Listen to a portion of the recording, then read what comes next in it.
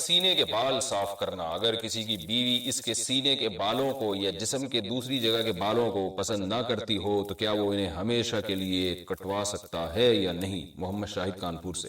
مرد جو ہے نا، سینے کے بال یا کہیں اور جسم میں جو ٹانگوں واگوں کے بال ہوتے ہیں، یہ تو مردوں کے ہوتے ہی ہیں، اور ہم نے کبھی نہیں دیکھا صدیوں تک مردوں نے ان کو کاٹنے کی کوشش کی، اور کبھی بھی نہیں۔ اب مردوں میں رواج چل پڑا ان بالوں کو کاٹنے کا، تو اس کی زیادہ تر وجوہات تو ہوتی ہیں جو جن میں نسوانیت ہوتی ہے نا، وہ یہ بالوں کو کاٹتے ہیں، ورنہ مرد تو نہیں کاٹتے یہ بال، تو ہمیشہ سے رکھتے ہی آئے ہیں۔ جو اللہ نے قدرتی طور پہ مردوں کو سینے پہ بال دیے ہیں یا ٹانگوں پہ بال دیے ہیں، تو وہ خواتین کی طرح وہ بھی شروع ہو گئے ہیں آج کل بالوں کو صاف کرنا، تو پتہ نہیں کیا مقصد ہے ان کا۔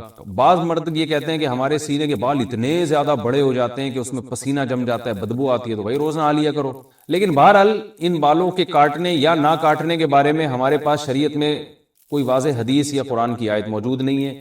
اتنی بات ہے کہ تغییر خلق اللہ، اللہ کی تخلیق کو بگاڑنا یہ حرام ہے۔ تو کوئی مرد اگر نسوانیت کے لیے، عورت بننے کے لیے، کہ میں لیڈیز تھوڑا ذرا سا ایسا چمکتا ہوا نظر آؤں، تو اس طرح عورت بننے کے لیے وہ یہ کام کرتا ہے، یعنی عورت تو نہیں بن سکتا، یعنی عورتوں کی تو نیت یہ ہوتی ہے نا کہ جو ہے وہ خوبصورت بننا، تو مرد اگر یہ کام خوبصورتی کے لیے کر رہا ہے کہ میں دیکھنے میں عورت جیسا نظر آؤں، خوبصورتی سے مراد نسوانیت والی خوبصورتی، تو پھر تو یہ بالکل حرام ہے۔ لیکن اگر اس کی کوئی اور مسئلہ ہے، جیسے باڈی بلڈر وہ اس لیے کرتے ہیں ان کو مقابلے میں اپنے کٹس وٹس دکھانے ہوتے ہیں، ہمیں تو یہ کام بھی بڑا بےہودہ سا لگتا ہے، لیکن خیر، تو کوئی اور نیت ہے یا پسینہ جم رہا ہے اس میں، اس نیت سے بال کاٹتے ہیں، تو ان کی بیگم کی خواہش ہے کہ بال کاٹو، تو شاید ان کو بدبو آتی ہے ان بالوں سے، تو اگر کوئی معقول وجہ ہے تو کاٹنے میں کوئی حرج نہیں ہے۔ لیکن میرا خیال ہے کہ یہ کام اتنا مزیدار ہے نہیں، پسندیدہ کام ہے نہیں، کیونکہ اس کا رواج جب مردوں میں آئے گا تو نسوانیت پھیلے گی اس سے۔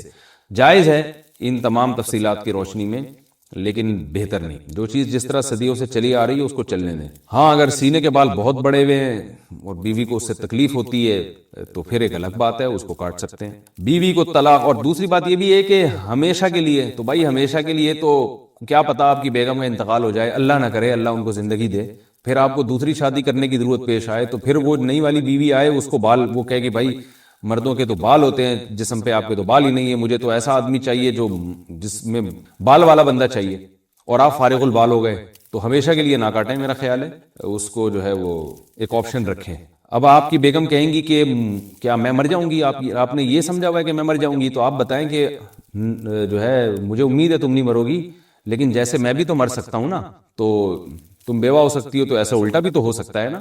تو آپ ان سے کہیں کہ 50% میرے مرنے کے امکان ہے، 50% تمہارے مرنے کے، بلکہ اور احتیاط میں یوں کہیں کہ بیگم 75% میرے مرنے کے امکان ہے، کیونکہ میں نے زیادہ تر عورتیں بیوہ ہوتے دیکھی ہیں، مردوں کی بیویاں کی رپورٹ مرنے کی ذرا کمی ہے، تو آپ کہیں کہ 75% میرے مرنے کا امکان ہے، 25% تمہارا امکان ہے، بلکہ یوں اور احتیاط کر لیں کہ 75% میرے مرنے کا امکان ہے، 24% تمہارے مرنے کا امکان ہے، اور 1% ہم دونوں کے اکٹھے مرنے کا امکان ہے، کہ 1% اس بات کا امکان ہے کہ اکٹھے ہی مر جائیں۔ تو اب وہ اس 24% کی وجہ سے میں احتیاط کر رہا ہوں کہ بھائی ہمیشہ دیکھیں، اسباب اللہ نے جو اسباب پیدا کیے ہیں ان کے ذریعے کام ہوتا ہے، اور جس چیز کے اسباب پیدا ہی نہیں کیے ہیں تو وہ صرف اللہ ہی کر سکتا ہے۔ اب آپ بوڑھے ہو جائیں تو ڈاکٹر کہتے ہیں، میڈیکل سائنس کہتی ہے کہ آپ کے اولاد کا چانس ختم ہو گیا، عورت خاص طور پہ، مرد میں تو پھر بھی رہتا ہے یعنی چانس رہتا ہے، عورت میں تو بڑھاپے میں ختم ہو گیا۔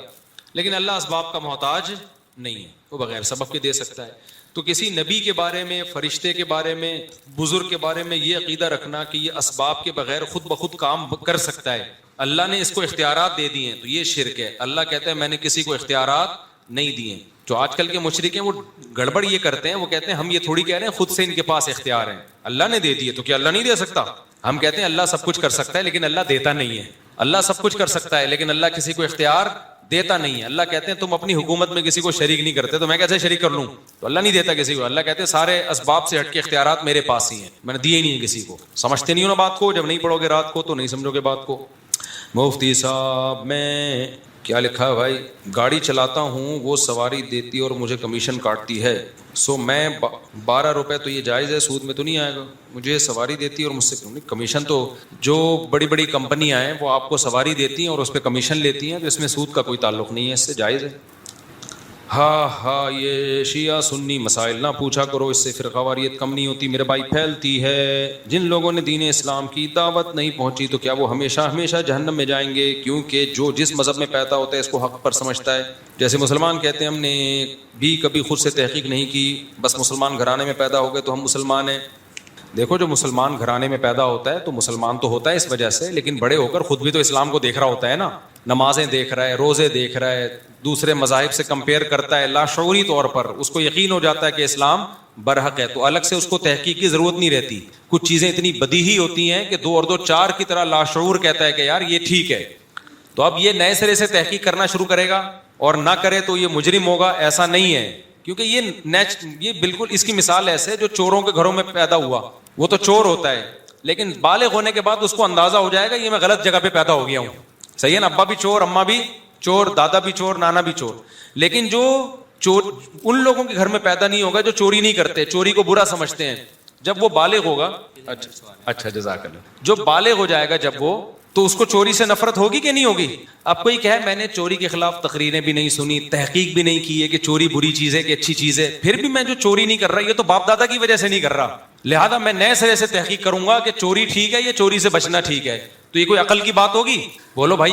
ہم کہیں گے بھائی چوری کرنا ایسی بری چیز ہے جو انسان کی فطرت میں اللہ نے ڈال دی ہے اس کی برائی، تو اگر کوئی ایمانداروں کے گھروں میں پیدا ہوا جو چوری نہیں کرتے وہ نیچرلی چوری سے بچے گا، اور اس بچنے میں اس کو تحقیق کی ضرورت نہیں ہے، بلکہ وہ اللہ کا شکر ادا کرے گا، اللہ یہ تو 2 اور 2 4 کی طرح واضح بات ہے کہ چوری نہیں کرنی چاہیے، تو تو نے میرے لیے آزمائش آسان کر دی، میں چوری اس لیے نہیں کر رہا کہ میرے ماں باپ چور نہیں ہے، تو میرے لیے آزمائش آسان ہو گئی ہے۔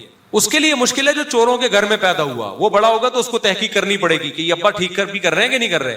تو مسلمان کے لیے اللہ نے راستہ آسان کر دیا ہدایت کا، اس کو مسلمان گھرانے میں پیدا کر دیا۔ جب وہ بالغ ہوتا ہے تو جیسے ایمانداری یہ 2 اور 2 4 کی طرح سب کو پتا یہ اچھی چیز ہے، چوری بری چیز ہے، تو اسلام کی بھی اللہ تعالیٰ حقانیت اس کے دل میں ڈال دیتے ہیں 2 اور 2 4 کی طرح، کہ بھائی اسلام کے مقابلے میں کوئی اسلام کے ٹکر کا مذہب نہیں ہے ہی نہیں، آپ کمپیئر تو کرو نا، تبھی میجورٹی مسلمان ہی رہتی ہے الحمدللہ، اور ڈٹ جاتی ہے، جان دے دیتے ہیں، مذہب نہیں چھوڑتے، حالانکہ تحقیق نہیں کی ہوتی انہوں نے، اس لیے کہ ان کو لاشعوری طور پر ان کو پتا ہوتا ہے کہ بھائی یہ مذہب ٹھیک ہے، یہ مذہب اچھی۔ ابھی کچھ دن پہلے ایک ہندو مسلمان ہوا، کچھ دن پہلے وہ یہیں آیا نا، یہیں اللہ نے اس کو توفیق دی، تو میں نے اس سے ویسے ہی پوچھا، میں نے کہا آپ کو کس نے موٹیویٹ کیا؟ اس نے کہا بھائی جو مذہب 5 نمازوں کا حکم دیتا ہے وہ غلط کیسے ہو سکتا ہے؟ کہا دنیا کے کسی مذہب میں اللہ کی عبادت کا تصور ہی نہیں ہے، مذہب تو اللہ کی طرف لے کے جاتے ہیں نا، تو باقی مذاہب کو آپ دیکھ لو، کوئی ہے جو خدا کا تعارف کرواتا ہو؟ ہے؟ کہہ رہے ہیں کتنا پیارا مذہب ہے، یہی ایک چیز کافی ہے کہ فجر کی نماز، پھر ظہر میں وضو کر کے اللہ کے سامنے سجدہ کرو، پھر عصر میں پاک صاف ہو کے وضو کر کے صاف کپڑے پہن کے اللہ کے سامنے سجدہ کرو۔ کہہ رہے یعنی اس کی میں بات کو اپنے الفاظ میں بیان کر رہا ہوں کہ اللہ کی عبادت جو خالق کائنات ہے، جس نے ہمیں پیدا کیا ہے، اس کی عبادت یہ انسان کی نیچر ہے، اس کو اچھا سمجھتا ہے ہر انسان، یار اس کے لیے تو بھی تو کچھ کرنا چاہیے نا، تو وہ پیکج اسلام نہیں دیا ہے۔ اسلام کے علاوہ کوئی اللہ کا تعارف، خدا کی عبادت کا تصور کوئی اور مذہب دیتا ہی نہیں ہے، تصور دیتا ہے تو ناقص تصور ہے، سمجھتے ہو کہ نہیں سمجھتے ہو؟ تو کہہ رہے یہ تو 2 اور 2 4 کی طرح ہے کہ اسلام کی ٹکر کا کوئی مذہب ہو تو ہم کمپیئر کریں نا۔ تو کہہ رہے میں نے اپنے ماں باپ سے بولا کہ بھائی میں نہیں ہندو رہوں گا، میں اسلام قبول کروں گا، اس لیے کہ یہ 5 نمازوں کا ہوئی، خدا کی عبادت کروا رہے ہم سے، کوئی اور مذہب عبادت نہیں کرواتا، کرواتا بھی ہے تو خدا کے علاوہ کی شروع کروا دیتا ہے۔ عیسائی اللہ کے ساتھ حضرت عیسیٰ ابن مریم کو ماننا شروع کر دیتے ہیں، یہودیوں میں نماز کا تصور، اور ہندوؤں میں پتھروں کے سامنے جھکا رہے ہیں جا کے، سکھوں میں اور کچھ چل رہا ہے۔ وہ اللہ جو سچی مچی کا اللہ ہے، جو کائنات کا خالق ہے، اس کی عبادت کا تصور تو صرف کس میں ہے بھائی؟ اسلام میں، اسلام کے علاوہ کہیں ہے ہی نہیں۔ تو میں جب مسلمان گھر میں پیدا ہوا، میں نے اپنے باپ کو دیکھا نماز پڑھتے ہوئے، اپنی ماں کو دیکھا تہجد میں، باپ کو تہجد میں دیکھا دعائیں مانگتے ہوئے۔ میرے والد صاحب چونکہ مذہبی گھرانے سے تھے، مذہبی تھے، تو ہر وقت پاک صاف رہتے تھے، باوضو رہتے تھے، تلاوت کرتے رہتے تھے، داڑھی تھی ماشاءاللہ۔ باپ کے داڑھی ہونا بہت ضروری ہے یار، ورنہ وہ باپ میں روحانیت نہیں پیدا ہوتی۔ ابا داڑھی والے ہی اچھے لگتے ہیں یار۔ میں جب دوسروں کے ابا کو دیکھتا تھا نا کہ ڈیڈی داڑھی نہیں ہے، میں کہتا یار ان میں ہمارے ابا والا لک ہی نہیں آ رہا۔ کچھ چیزیں بڑی نوٹ کی، دیکھو باپ میں نا انسان کو ایک روحانیت نظر آتی ہے، وہ داڑھی کے بغیر پیدا نہیں۔ خدا کی قسم باپ پہ داڑھی بہت پیاری لگتی ہے مجھے۔ اس وقت میں کہتا تھا شکر ہے میں اپنے ابو کے گھر میں پیدا ہوا، میرے ابو یہ ہیں، کیونکہ ان کی داڑھی تھی, چہرے پہ ایک داڑھی کی وجہ سے بڑی رونق تھی. پھر مسواک بہت کرتے تھے, سفید چمکتے دانت تھے ان کے, کیونکہ مذہبی تھے نا. ابے دین کو فالو کرتے تھے نا, تو ہمیں تو اسلام سے فائدہ ہو رہا تھا نا, نقصان تھوڑی ہو رہا تھا ہمیں. اب میں بڑے ہو کے کہوں کہ ابے یار میں تو دوبارہ سے تحقیق کروں گا, پتہ نہیں اسلام ٹھیک ہے نہیں, مجھے تحقیق کی ضرورت نہیں ہے. میں نے بچپن سے اسلام کا حسن اپنے گھر میں, اپنی سوسائٹی میں دیکھا ہے بھائی, مجھے کیا ضرورت ہے اسلام چھوڑنے کی. وہ حسن بتا رہا ہوں آپ کو. میرے ابا کے دانت سفید چمکتے, کیونکہ ہر وقت کیا کرتے تھے, مسواک, ٹوتھ پیسٹ برش کا استعمال نہیں کرتے تھے. کمال کی بات یہ, 63 سال کی عمر میں ایک دانت ٹوٹنا تو دور کی بات, ہلا بھی نہیں تھا. صرف کس پہ سیٹ ہوئے ہوئے تھے, مسواک پہ, ٹھیک ہے نا, پابندی سے. تہجد اٹھتے تھے. جب گھر میں مسائل آتے تھے, روحانی ٹوپی ڈراموں کے پاس نہیں جاتے تھے, کیونکہ اللہ پہ توکل اور اعتماد انسان کو ان چیزوں سے روکتا ہے. ہم نے دیکھا صبر کرتے تھے, 2 رکعت پڑھ کے دعا مانگتے تھے. یہ چیز ہمیں دوسرے مذاہب میں نظر بولو نہیں آتی. ہم نے دیکھا خرچ کرتے ہیں, صدقے خیرات کرتے ہیں اپنی آمدن سے, چھپا کے بھی دیتے ہیں, دکھا کے بھی دیتے ہیں تاکہ ترغیب ہو. یہ چیز ہمیں دوسرے مذاہب میں نظر بولو نہیں آتی. میرے والد صاحب کے ذمے کسی کا 1 روپیہ ہوتا تھا, جب تک ادا نہیں کرتے ان کو چین نہیں آتا تھا. جب دنیا سے گئے ہیں نا, ہمیں یہ اعلان کرنے کی ضرورت نہیں پڑی بھائی والد صاحب کا کسی سے لین دین ہو تو ہم سے رابطہ کریں. لوگ جنازے پہ اعلان کر رہے ہوتے ہیں نا, حالانکہ کر رہے ہوتے ہیں, دیتے پھر بھی نہیں ہیں. جنازوں پہ آج کل اعلان ہو رہے ہیں بھائی میت سے جس کا کوئی لین دین ہو تو لواحقین سے رابطہ کریں. بس یہ فارمیلٹی ہوتی ہے, اس کے بعد کسی کا باپ لواحقین سے رابطہ کر کے 1 روپے تو نکال کے دکھائے نا. تو ہم نے دیکھا بھائی یہ تو سارا مذہب, اگر وہ مذہبی نہ ہوتے تو یہ ساری کوالٹی ان کے اندر نہ ہوتی. ماڈرن دنیا میں وہ ہوتے, اور ایکچولی اور پھر پتہ نہیں, کیونکہ یہ جو آج کل لبرلزم آ رہا ہے اس میں تو بیوی نہیں ہوتی بھائی, گرل فرینڈس ہوتی ہیں. ہم نے دیکھا ہمارے ابا نے ہماری ماں کے ساتھ وفا کی ہے, آخری دم تک خرچہ اٹھایا, ساری ذمہ داریاں پوری کی انہوں نے. ہماری ماں کو شیلٹر دیا. سارے شوہر یہی کر رہے ہوتے ہیں نا, عورت کو شیلٹر دے, غیر مسلم تھوڑی شیلٹر دیتا ہے. آج کل غیر مسلم گرل فرینڈ ہے, جب تک آپ کی ہوس پوری کر رہی ہے ٹھیک ہے, جب وہ اس کو لقوا ہو گیا تو گرل فرینڈ رہتی ہے. یہ جو آج کل جتنے بغیرت بوائے فرینڈ ہے نا, جو کہتے ہیں میں گرل فرینڈ چاند کے تارے توڑ کے لاؤں گا, یہ کروں گا, اس گرل فرینڈ کو لقوا ہونے دو, پھر دیکھتے ہیں کیا توڑ کے لائے گا. تو بیری کے پتے بھی نہیں توڑ کے لے کر آئے گا اس کے لیے. ایک بادام بھی نہیں جوتا مار کے توڑے گا, جو ہم بچپن میں بادام کے درخت سے چپلے مار کے توڑا کرتے تھے. اس کا خدا کی قسم وہ ٹیسٹ اب تک باداموں میں آیا نہیں ہے یار. بڑی شرارتیں, وہ دیکھو چپل پھر گم ہو جاتی تھی, بڑا مسئلہ ہوتا تھا. بادام تو کھا لی, اب چپل تلاش کر رہے ہیں, دروازہ بجا رہے ہیں, انٹی آپ کے ہماری چپل آئی ہے کائنڈلی. تو پہلے 2 چپلیں وہاں سے پڑیں گی, پھر اپنی چپل, ورنہ امی پوچھتی ہے نا چپل کہاں گئی تیری. تو خیر, تو اسلام کا حسن میرے بھائی ہم نے اپنے گھروں میں الحمدللہ دیکھا ہے, جو غیر مسلموں کو میسر نہیں ہے. یہ بھنگی چماروں والے سسٹم پہ سیٹ ہو گئے, گرل فرینڈ بوائے فرینڈ. ان کو باپ کی محبت, ماں کی ممتا کہاں ملے گی میرے بھائی. باپ تو خدا کی قسم ایسا پیارا رشتہ ہے نا, ایسا پیارا رشتہ ہے. غیر مسلم کو اس رشتے سے محروم ہو گئے ہیں, باپ کے رشتے سے. تو ہم پر اسلام نے احسان کیا ہے, ہمیں باپ کا رشتہ دیا ہے. انگریزوں کے پاس یہ رشتے نہیں ہے, کیوں؟ اسلام نہیں ہے. ہندوؤں کے پاس بھی یہ رشتے اب ختم ہوتے جا رہے ہیں, کیوں؟ اسلام نہیں ہے. تو اسلام تو ہم پر اتنے احسانات کر رہا ہے. تو میں آپ کو بتا رہا تھا اسلام کی وجہ سے ہم نے اپنے گھروں میں کیا دیکھا. ہم نے بہن بھائیوں کی محبت دیکھی, صلہ رحمی دیکھی, فکر دیکھی ایک دوسرے کی, پردہ دیکھا. اللہ کا شکر ہے ہم جوائنٹ فیملی میں رہے ہیں, لیکن ہماری بھابیاں ہمارے سامنے نہیں آتی. ہم 4 بھائی کی ٹوٹل 6 بیویاں. ایسا ہوتا نہیں ہے غیر مسلم, 4 بھائی ہیں تو 4 بیویاں ہی ہوں گی. ہم لوگ کیا عجیب حساب چل رہا تھا. ہم لوگ اپنی اماں کے 4 بیٹے تھے, اماں کی بہویں 6 تھی اس وقت. ہماری ماں کو 4 بیٹوں پہ 6 بہویں کس نے دی ہیں؟ اسلام نے دی ہیں. اماں کو فائدہ ہو گیا کہ نہیں ہو گیا؟ ابے نہیں آ رہی سمجھ. اور اگر میرے بھائی بھی اسلام کو پورا فالو کرتے تو اماں کے 4 بیٹے ہوتے, 16 بہویں ہوتی. کیسی وہ جو ایجڈ خاتون ہوتی ہیں نا ساسیں, تو کیسا عیش کرتی. اسلام, جو غیر مسلم لوگ ہیں نا ان کے پاس اسلام نہیں ہے, تو ان کے خاندانی نظام کی ایسی کی تیسی. ساس کو بہو نہیں مل رہی, بہو مل رہی تو اتنی ماڈرن سلیو لیس کپڑے پہن کے. وہ اول تو بہو مل ہی نہیں رہی بیچاروں کو, بہو ملتی ہے بڈیاں 40 سال میں, تو جا کے کم بخت شادیاں کرتے ہیں. تو بھائی ہم نے تو اسلام کی بیوٹی دیکھی ہے الحمدللہ. فجر کی نمازوں میں ہمارے والد صاحب, ہماری دادی اٹھی ہوتی تھیں, تہجد پڑھ رہی ہوتی تھیں. آج کل دادیوں کے حالات دیکھو, دادیوں میں روحانیت ہی ختم ہوتی جا رہی ہے. دادی نہیں لگتی. ہمیں تو اپنی دادی اچھی لگتی تھی, کیونکہ ان کے ہاتھ میں کیا تھی؟ تسبیح. باوضو رہتی تھیں, طہارت کا اہتمام تھا, مصلی بچھا رہتا تھا, اور اس پہ بیٹھ کے قرآن پڑھتی رہتی تھیں. تو اچھا لگتا ہے نا گھر کا یہ ماحول بھائی. تو یہ سب کس نے احسان کی ہم پہ. تو اب ہمیں تحقیق کی ضرورت رہے گی یہ سب کچھ دیکھنے کے بعد, کہ میں کہوں کہ ایکچولی میں تو میرے ابا چونکہ مسلمان, میری اماں مسلمان, ہم مسلمان گھرانے میں پیدا ہو گئے, ایکچولی میں بڑا ہو کر دیکھوں گا کہ کیا, نہیں, مجھے دیکھنے کی ضرورت نہیں ہے. میں نے اسلام کا حسن اپنے خاندانوں میں دیکھا ہے, اور جو برائی خاندانوں میں ہے وہ اسلام کو فالو نہ کرنے کی وجہ سے. اگر ہو, میں نہیں کہہ رہا ہے خاندانوں میں برائی, لیکن اگر ہے بھی تو فالو نہ کرنا, پورا فالو کرو تو گھروں میں ایسے نور برسے گا میرے بھائی. تو اس لیے تراویح میں اتنا اچھا لگتا تھا ہمارے یہاں رمضان میں نا, ہماری دادی بیٹھی ہوتی, ابو نے, میرے والد صاحب نے ان کے لیے سے چبوترا بنا دیا تھا, کیونکہ وہ مصلے پہ بیٹھی تھی. آج کل تو یہ جو لبرل سیکولر لوگ آ رہے ہیں, ان کی تو بوڑھوں کو توفیق ہی نہیں مل رہی اللہ کا نام لینے کی. بڈیاں بھی لگی ہوئی ہیں سلیو لیس کپڑے پہن کے نا, آدھے آدھے کپڑے پہن کے بڈیاں, عجیب سے ان کی ڈریسنگ ہے بڈیوں کی.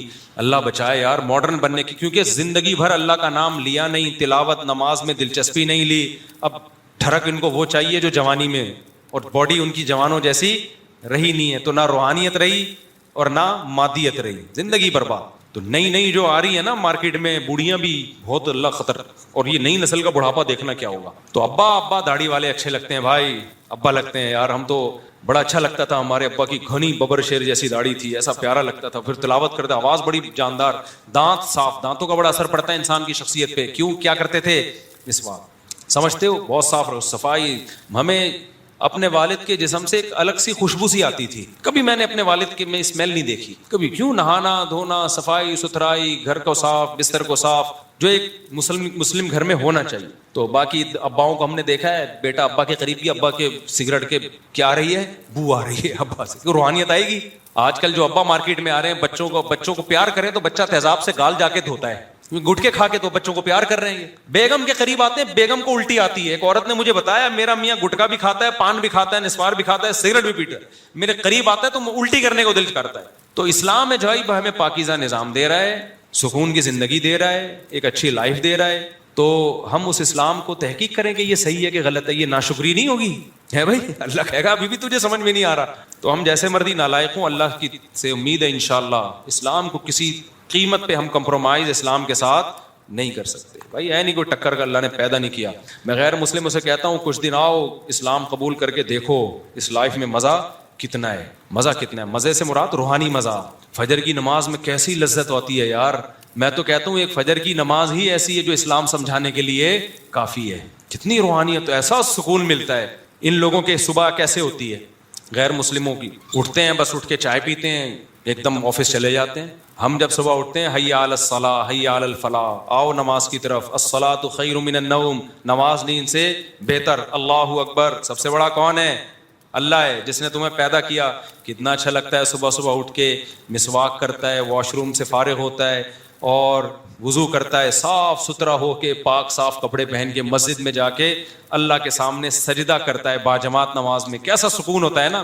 اس کے بعد پھر اپنے کاموں کا آغاز کرتا ہے. تو یہ مزے میرے بھائی اسلام کے علاوہ کہیں بھی نہیں. رمضان کے روزے دیکھ لو کیسی روحانیت ہوتی ہے, ہائے ہائے ہائے ہائے ہائے, لیکن سمجھ میں آئے گا نہیں. میں کہتا ہوں اسلام آخرت سے پہلے دنیا کو جنت بنا دیتا ہے آپ کی. فَلَنُحْيِيَنَّهُ حَيَاةً طَيِّبَةً. تو ایک اہم بات یہ کہ اپنے لیے داڑھی نہیں رکھ لو, اپنے بچوں داڑھی نہیں رکھتے, اپنے بچوں کے لیے رکھ لو. بچے کو باپ کون سا اچھا لگتا ہے, فادر جو ہے نا, فادر کی داڑھی اچھی لگتی ہے, اس میں بزرگی کا احساس ہوتا ہے اس. تو جیسے ہی بچہ پیدا ہو نا, فوراً کیا کر لو, قسم اٹھا کے بول سکتا ہوں بچے کو باپ داڑھی والا پسند ہے. اس میں اس کو ایک باپ پنا زیادہ نظر آ رہا ہے. حدیث میں آتا ہے کہ فرقہ جنتی ہوگا. تو ہم مجتہدین میں جو اختلاف آئے تو اختلافات کے باوجود بھی ایک جنتی مرتبے فرقے میں آتے ہیں. جی ہاں, مجتہدین میں جو اختلافات ہیں وہ فروعی اختلافات ہیں. وہ اختلافات صحابہ میں بھی تھے. ان اختلافات کی بیس پہ یہ نہیں کہا جا سکتا یہ الگ الگ فرقے ہیں, وہ ایک ہی فرقے ہیں. وہ کون سا فرقہ ہے, ما انا علیہ و اصحابی, جو قرآن و سنت کو مانے اور صحابہ کو مانے.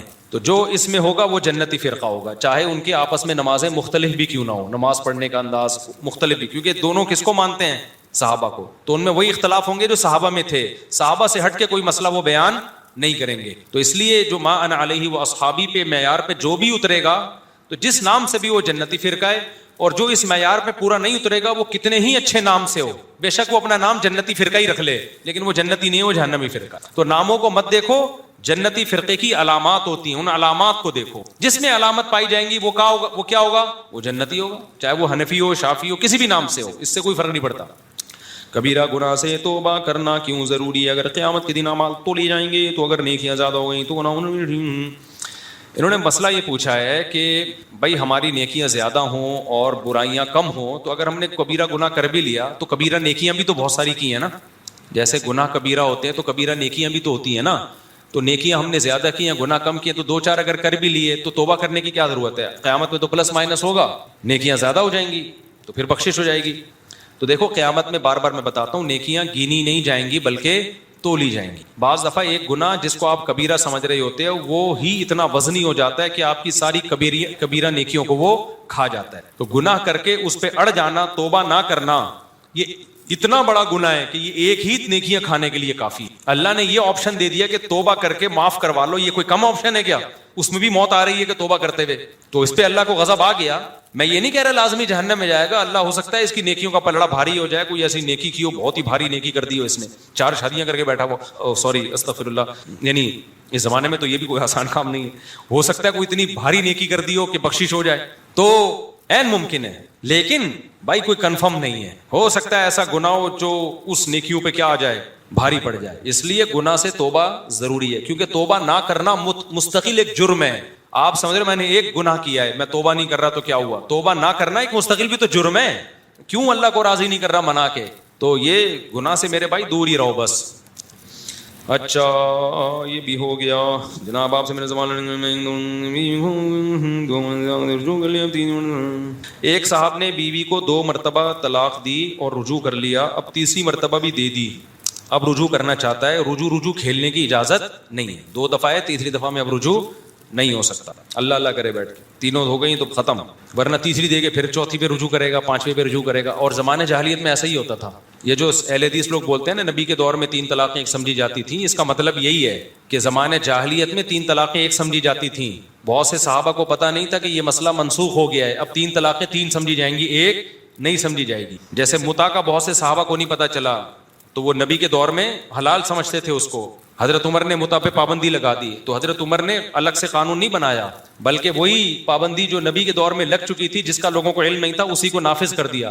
تو ایسے ہی نبی کے دور میں جو 3 طلاقیں ایک سمجھی جاتی تھیں وہ زمانے جاہلیت میں سمجھی جاتی تھیں، نبی نہیں سمجھتے تھے، اسلام نے کہہ دیا کہ اب 3 ایک نہیں ہے، 3 3 ہے، تو بعض صحابہ کو علم نہیں ہوا، حضرت عمر نے اس قانون کو لاگو کر دیا، 3 کو اب 3 ہی سمجھا جائے گا، ایک نہیں سمجھا جائے گا۔ تو حضرت عمر کا یہ فیصلہ قرآن و سنت کے مطابق تھا، اگینسٹ نہیں تھا۔ اور 3 کو ایک سمجھنے کا مطلب یہ تھا کہ زمانے جاہلیت میں، موطا امام مالک کی بھی حدیث ہے، ابو داؤد کی بھی، کہ زمانے جاہلیت میں 3 طلاقیں دینے کے بعد بھی لوگ رجوع کر سکتے تھے عدت کے اندر اندر۔ ہوتا یہ تھا، صحیح حدیث سے بات ثابت ہے، طلاق دی، عدت پوری ہونے والی ہوتی، عورت سمجھتی کہ اب میں اس سے آزاد ہو جاؤں گی، کہیں اور شادی کروں گی، تو عدت پوری ہونے سے پہلے رجوع کر لیا، پھر لٹک گئی عورت۔ اس زمانے میں عدالتی کھلے نہیں تھے، جو آج کل حرام خوری کا دھندا چل رہا ہے نا، عدالت جاؤ، ورنہ عورت جاتی کورٹ سے کھلا لے کے جان چھڑا لیتی، لیکن اسلام نے طلاق کا اختیار کس کو دیا ہے؟ مرد کو دیا ہے۔ تو اب مرد کیا کرتا ہے؟ اس کا ناجائز فائدہ اٹھاتا، پھر اگلے طہر میں دوسری طلاق دیتا، پھر جب عورت کی عدت پوری ہونے والی ہوتی وہ کہتی اب میں جان چھوٹے گی، میں کہیں اور شادی کروں گی، رجوع کر لیتا، پھر تیسرے میں تیسری دیتا، پھر جان چھوٹنے والی ہوتی رجوع کر لیتا، پھر چوتھی دیتا، تو وہ نہ چھوڑتا نہ لٹکاتا۔ تو اسلام نے کہا بھائی آپ کو رجوع کا آپشن 3 دفعہ میں ہے، تیسری طلاق کے بعد آپ کے پاس رجوع کا آپشن نہیں ہے، تاکہ عورتوں پہ ظلم نہ ہو۔ اس سے بھی پتہ چلتا ہے عدالتی خلا کی کوئی ویلیو ہے ہی نہیں اسلام میں۔ عورت کی جان چھڑانے کے لیے، کیونکہ اختیار مرد کے پاس ہے نا، تو اس اختیار کو محدود کیا جائے، لامحدود نہ کیا جائے۔ اگر عورت کے پاس بھی عدالت سے کورٹ کا اختیار ہوتا تو پھر اسلام کو اختیار محدود کرنے کی کیا ضرورت تھی؟ طلاق کی بھی ضرورت نہیں تھی۔ عورت کہتی میں نے رہنے نہیں، actually I don't want to live with you, I cannot spend my time with you, I love Salim, I don't like Wasim، جیسے کہ آج کل ہو رہا ہے نا کورٹ میں۔ اور ہمارے بعض مذہبی اسکالرز جن کو قرآن و سنت کا کچھ بھی نہیں پتا، وہ اس عدالتی خلا کو کہہ رہے ہیں قرآن و سنت کے مطابق ہے۔ مطابق ہوتا تو اسلام زمانے جاہلیت میں مرد کے اختیار کو محدود اسی لیے تو کیا ہے کہ رائٹ تمہارے پاس ہے، تو اب اس کو لامحدود نہیں کرنا، 3 طلاقوں کے ساتھ باؤنڈ کرنا ہے اس کو، کہ تیسری دفعہ کے بعد رجوع کا حق نہ ہو، کیونکہ عورت الگ سے نہیں لے سکتی طلاق۔ عورت پہ ظلم ہوتا تھا کہ 3 کے بعد بھی مرد اس کو روک لیتا، پھر چوتھی دیتا، عورت کہتی نہ رکھتا ہے نہ روکتا ہے، طلاقیں دیتا جا رہا ہے اور پھر رجوع کر لیتا ہے۔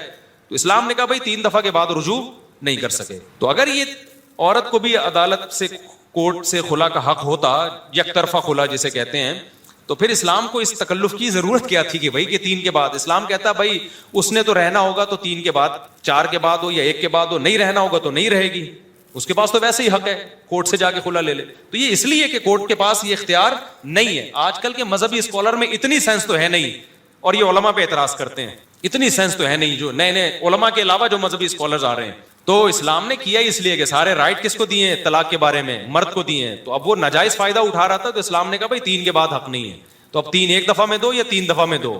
اسلام نے کہا اب تمہارے اختیار ہم نے محدود کر لیے ہیں, غصے میں دو, محبت سے دو, 3 ایک مجلس میں دو, ایک الگ الگ مجلس میں دو. قرآن و سنت نے ایسا کوئی فرق نہیں کیا ہے. وہ جو اہل حدیث پیش کرتے ہیں نا کہ نبی کے دور میں 3 طلاقیں ایک ہوتی تھی, اس میں کہیں بھی یہ نہیں ہے کہ ایک مجلس کی 3 طلاقیں ایک ہوتی تھی. اگر ایک مجلس کی 3 ایک ہوتی نا, تو عبداللہ بن عباس یوں بیان کرتے نبی کے دور میں ایک مجلس کی 3 طلاقیں ایک ہوتی تھی, حضرت عمر نے ایک مجلس کو 3 کیا. نہ, اس میں علل اطلاق ہے کہ نبی کے دور میں علل اطلاق 3 ایک ہوتی تھی. کیا مطلب, چاہے ایک مجلس میں ہو یا 3 مہینے میں ہو. اور ایک ہونے کا مطلب 3 کے بعد بھی رجوع کا حق ہوتا تھا, جیسے 1 کے بعد رجوع کا حق ہوتا ہے. تو وہ 3 عملاً ایک ہی ہو گئی نا, کہ 1 کے بعد بھی رجوع کا حق ہے, 3 کے بعد بھی ایک رجوع کا حق ہے. تو 3 اور 1 میں کوئی فرق نہیں تھا, یہ مطلب ہے.